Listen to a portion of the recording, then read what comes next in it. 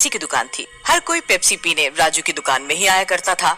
इसमें राजू की दुकान को बहुत फायदा होता था। उसकी दुकान बहुत चलती थी। इस बात से वहाँ का व्यापारी बहुत जलता था, क्योंकि उसकी दुकान से ज्यादा राजू की दुकान चलती थी। एक दिन, आओ आओ, ठंडी ठंडी पेप्सी पियो। जो एक बार पिएगा बार बार आएगा। अरे अंकल, बड़े बड़े शहरों में भी आपकी दुकान जैसी पेप्सी नहीं मिलती। आपकी पेप्सी का तो जवाब ही नहीं। आपको पता है, मेरे सारे दोस्तों को आपके यहाँ की ही पेप्सी पसंद है। अरे बेटा, ये तो सब आप लोगों का प्यार है, जिस कारण मेरी ये दुकान इतना चलती है। धीरे धीरे राजू की दुकान अब शहरों में भी मशहूर होने लगी। राजू की एक बेटी थी, गोरी, जो रोज स्कूल की छुट्टी होने के बाद अपने पापा की दुकान में हाथ बटाने को आती थी। राजू की बेटी बहुत सीधी थी। पापा, मैं आ गई। अरे वाह, मेरी प्यारी बेटी आ गई। खाना खा लिया? भूख तो नहीं लगी ना? भूख लगेगी तो बता देना, ठीक है? नहीं पापा, मैं घर से खाना लाई हूँ।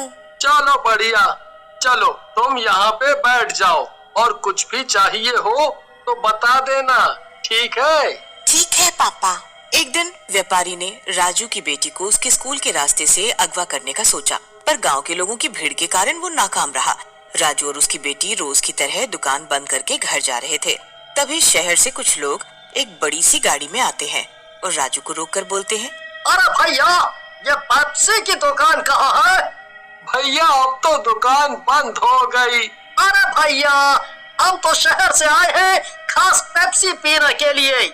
सुना है आपके यहाँ की पेप्सी पूरे इलाके में मशहूर है। आओ भैया आओ, आपको खाली हाथ भेजना सही नहीं होगा। वैसे तो मैं अपनी दुकान बंद कर चुका था, लेकिन आपके लिए खोल देता हूँ फिर से। दुकान खोल के राजू उन्हें पेप्सी देता है। अरे वाह भाई, क्या पेप्सी है! जितना सुना है उससे भी कई गुना ज्यादा स्वादिष्ट है। यह तो शहर जाके सबको आपकी दुकान के बारे में बताऊंगा। बहुत बहुत धन्यवाद भाई साहब। ये सब व्यापारी दूर खड़ा होकर देख रहा था। वो अपने घर जाके ये सब अपनी पत्नी को बताता है। अरे तुम यहीं खड़े रहोगे या कुछ करोगे भी? देखो उस राजू को, उसने कितनी तरक्की कर ली है, और तुम हो कि बस नाम के बड़े व्यापारी बन के रह गए हो गाँव में। अरे ये राजू इतना छोटा काम करता है और मैं एक बड़ा व्यापारी हूँ, फिर भी मेरा काम और नाम इतना नहीं है। अरे तुम बस खाना खा लो और राजू पूरे गांव क्या शहर में कब्जा कर लेगा, पैसे कमाकर। अगली सुबह व्यापारी गांव से निकलकर शहर के लिए जाता है और देखता है कि राजू की दुकान पर बहुत भीड़ है। व्यापारी की नजर उसकी बेटी पर पड़ती है। वे इस मौके का फायदा उठाकर उसकी बेटी को अगवा कर लेता है। राजू अपनी दुकान पर अपनी बेटी का इंतजार ही कर रहा था। इतना समय बीत गया, अभी तक गौरी नहीं आई। हर दिन तो इतने समय तक आ जाती है। हे भगवान, बस उसे कुछ हुआ ना हो। तभी कुछ लोगों ने बताया कि राजू की बेटी को व्यापारी के साथ गाड़ी में जाते हुए देखा था। राजू ये सोचकर बहुत चिंतित हुआ। रात को दुकान बंद करने के बाद राजू अपनी बेटी को ढूंढने के लिए निकला, पर उसे अपनी बेटी पूरे गांव में नहीं मिली। तब राजू बहुत चिंतित हुआ। बेचारा थक हार के अपने घर वापस चला आया। अगले दिन राजू ने सुबह गांव के सभी लोगों को इस बारे में बताया, पर गांव के लोगों ने कोई सुझाव नहीं दिया। बेचारा राजू अपनी दुकान की ओर चला गया। राजू दुकान खोल रहा था, तभी सेठ वहाँ आता है और बोलता है, तेरी बेटी मेरे पास है। मालिक, मालिक, हम लोग तो बहुत गरीब हैं, हमें छोड़ दो। हमने क्या गलती कर दी है? मुझे मुझे माफ कर दो और मेरी बेटी को छोड़ दो मालिक, मेरी बेटी को छोड़ दो। तो चुपचाप अपनी पेप्सी का राज बता दे, वरना तेरी बेटी को इसकी कीमत चुकानी पड़ेगी, समझ गया? ठीक है, ठीक है, आप जो बोलोगे मैं वो ही करूंगा। आप मुझे मेरी बेटी दे दे, मेरी बेटी दे दो। तो अपनी ये पेप्सी का राज मुझे बता दे। राजू बेचारा बेबस होकर उसे अपनी बेटी को बचाने के लिए सब बता देता है। व्यापारी वहाँ से चला जाता है। राजू अपनी बेटी को वहाँ से ले आता है। व्यापारी भी अपनी दुकान राजू की दुकान के सामने ही खोल लेता है, पर व्यापारी की दुकान पर कोई भी पेप्सी लेने नहीं आता। सब राजू की दुकान से ही पेप्सी लेते। व्यापारी ये सब अपनी पत्नी को घर जाके बताता है। अरे तुम ये सभी करना, और कुछ तो बाकी तुमसे होगा नहीं। तुम तो बड़े व्यापारी हो, एक छोटी सी दुकान भी नहीं संभाल सकते। अरे रहने दो, मैं ही कुछ करती हूँ। उसकी पत्नी उसे एक सुझाव देती है। अब देखते हैं वो हमसे ज्यादा अमीर कैसे बनते हैं। व्यापारी उसकी बात मानकर वही करने के लिए निकल जाता है।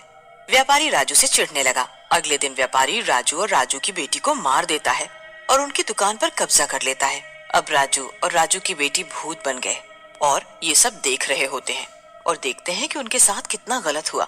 गांव के सभी लोग व्यापारी के दुकान से पेप्सी पीते। राजू की दुकान पर बहुत भीड़ लगा करती थी, पर अब राजू की दुकान पर कोई नहीं आता। राजू और राजू की बेटी इस बात का बदला लेने के लिए व्यापारी की दुकान पर आने लगे। सभी लोगों की पेप्सी में कुछ वो मिला देते ताकि कोई भी उससे पेप्सी ना ले ले। गांव के लोगों के पेट में दर्द होने लगा व्यापारी की पेप्सी पीने से।